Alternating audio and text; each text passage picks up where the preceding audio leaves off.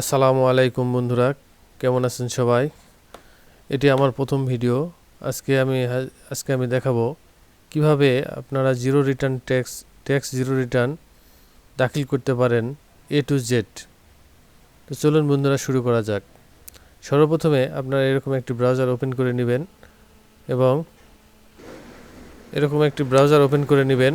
এবং সার্চ বারে লিখবেন ই রিটার্ন লিখে এন্টার দিবেন। তাহলেই আপনাদের সামনে এরকম একটি ওয়েবসাইট চলে আসবে। এখানে আপনারা প্রথমে এই ওয়েবসাইটে আপনারা ঢুকে যাবেন, প্রবেশ করবেন। তাহলে এরকম একটি ওয়েবসাইট আপনাদের সামনে চলে আসবে। আমরা এখানে ই রিটার্ন দাখিল করতে আসছি, অতএব এখানে ই রিটার্নে ক্লিক করব। আপনি যদি এর আগে রেজিস্ট্রেশন করে থাকেন এই ওয়েবসাইটে, তাহলে আই এম রেজিস্টার্ড, আর যদি না রেজিস্টার করে থাকেন তাহলে I am not yet registered. তো আমি এখনও রেজিস্টার করিনি, আপনাদের দেখানোর জন্য আমি এখানে নট ইয়েট রেজিস্টারে ক্লিক করলাম। দেখেন এখানে ভালো লেখা আছে, আপনার এই যে নাম্বারটি এখানে দিবেন, এই নাম্বারটি অবশ্যই আপনার ভোটার আইডি কার্ড দিয়ে ভেরিফাই হতে হবে, আপনার বায়োমেট্রিক করা থাকতে হবে। তো চলুন আমি দেখাচ্ছি। এখানে ওকে করলাম। এরপরে এখানে নাম্বারটি দিতে হবে। আমি নাম্বারটি দিয়ে নিচ্ছি এবং আমি মোবাইল নাম্বারটিও দিয়ে দিচ্ছি এখানে মোবাইল নাম্বার। এরপরে এখানে যে ক্যাপচাটি আছে এটা এখানে দিতে হবে, 6DM বড় হাতের COY।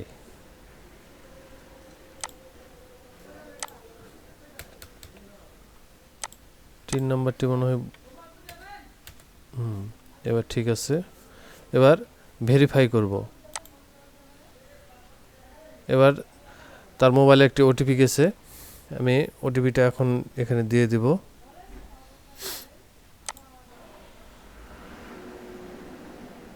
আমি ওটিপিটা দিয়ে দিছি। দেখেন বন্ধুরা, এখানে যতগুলো ক্রাইটেরিয়া আছে সবগুলোই আপনাকে পূরণ করতে হবে পাসওয়ার্ডের ক্ষেত্রে। সর্বপ্রথম পাসওয়ার্ডটি হতে হবে 8 অক্ষরের, অ্যাট লাস্ট একটা বড় হাতের অক্ষর থাকতে হবে, একটা স্মল লেটার থাকতে হবে এবং একটা নাম্বার থাকতে হবে এবং একটা স্পেশাল ক্যারেক্টার যেমন @, পার্সেন্টেজ, প্লাস এগুলো থাকতে হবে। তো আমার সবগুলো সবুজ টিক চিহ্ন হয়েছে, তার মানে আমার পাসওয়ার্ডটি ঠিক আছে। এখন আমি সাবমিটে ক্লিক করব।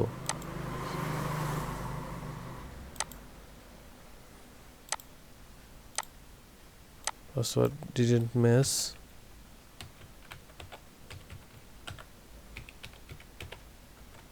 হ্যাঁ, পাসওয়ার্ডটি ম্যাচ করলে এখানে সাবমিটটা ওকে হয়ে গেল। এখন আমি সাবমিটে ক্লিক করব। আমি ব্রাউজারে সেভ করে রাখছি। হ্যাঁ, এবার দেখুন এখানে কংগ্রাচুলেশন, রেজিস্ট্রেশন কমপ্লিট সাকসেসফুলি। এখন আমার রেজিস্ট্রেশনটি কমপ্লিট হয়ে গেছে। এখন আমি সাইন ইন করব। সাইন ইন করলে এখানে দেখুন নাম্বারটি এবং এখানে পাসওয়ার্ডটি দিলেই আপনার এখানে প্রবেশ করবে, লগ ইন হয়ে যাবে। আমি এখানে নাম্বারটি দিয়ে দিচ্ছি এবং পাসওয়ার্ড সেভ করা আছে এবং Y7GVYD সাইন ইন করলাম।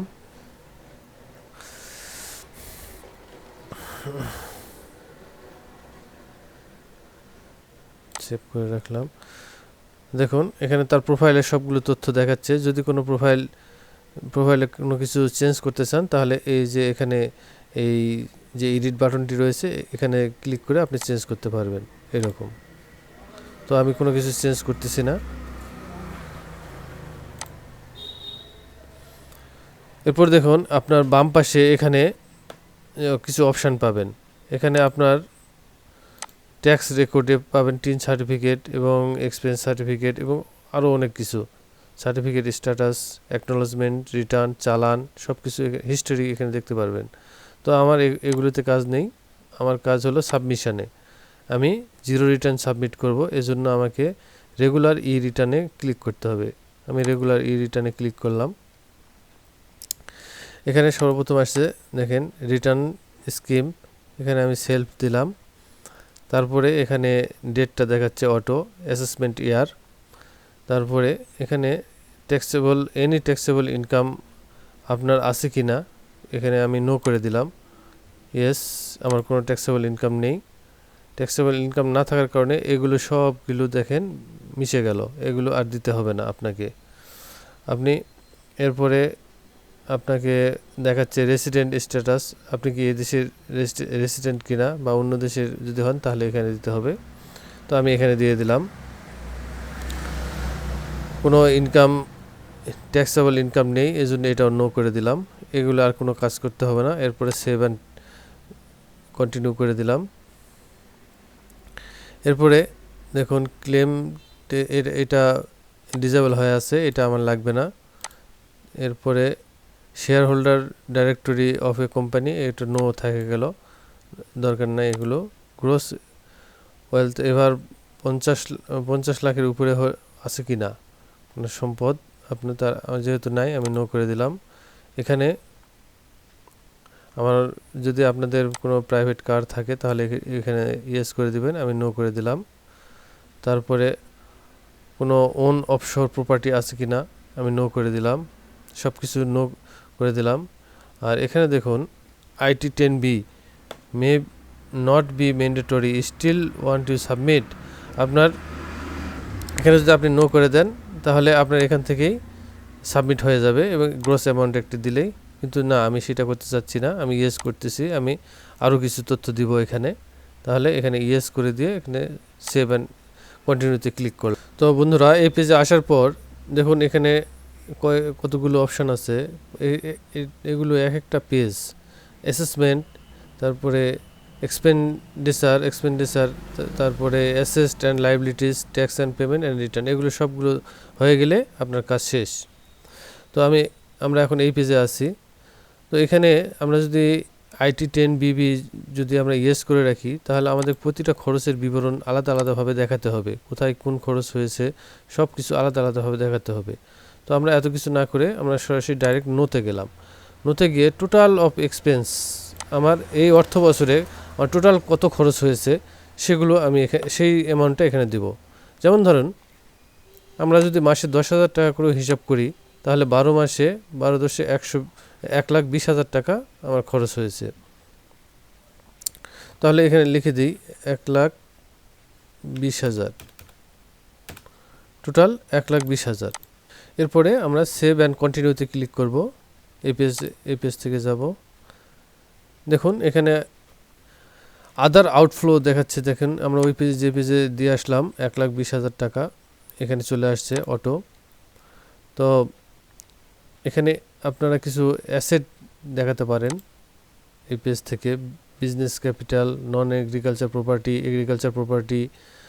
যদি আপনার এগ্রিকালচার প্রপার্টি দেখাতে চান তাহলে এখানে ক্লিক করে এরকম এগ্রিকালচার প্রপার্টি দেখাতে পারেন, পারচেজ করেছেন না গিফট পেয়েছেন এগুলো দেখাতে পারেন। তো আমি এগুলো কিছু দিব না।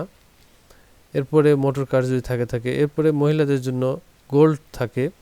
তো আপনারা গোল্ডের হিসাবটা কীভাবে দিবেন এখানে ক্লিক করবেন। তো আমি এখানে গোল্ড দিলাম, টাইপ দিলাম গিফট পেয়েছি, গিফট দিব। আর এখানে quantity of the end of year, এখানে ভরি দিয়ে এখানে দিব পয়েন্ট। ধরুন আমার এক ভরি যদি থাকে তাহলে 1 দিবেন, আর যদি 2 ভরি আমি এখানে 0.505 দিব, মানে হাফ ভরি 0.05 দিলাম এবং ভ্যালু দিলাম 0। যেহেতু এটা গিফট পেয়েছে সেজন্য এটাকে 0 দিলাম। এছাড়া যদি আরও অ্যাড করতে চান অ্যাড করতে পারবেন, আমি সেগুলোতে যাচ্ছি না। এছাড়াও ফার্নিচার, ইকুইপমেন্ট, ইলেকট্রনিক্স আইটেম এগুলো আপনি দিতে পারেন। এগুলো আপনি পার্টিকুলার মোবাইল ফোন যেমন দিতে পারেন, মোবাইল ফোনটা এখানে আসবে যেহেতু ইলেকট্রনিক্স আইটেম আছে। তো আমি দিয়ে দিলাম।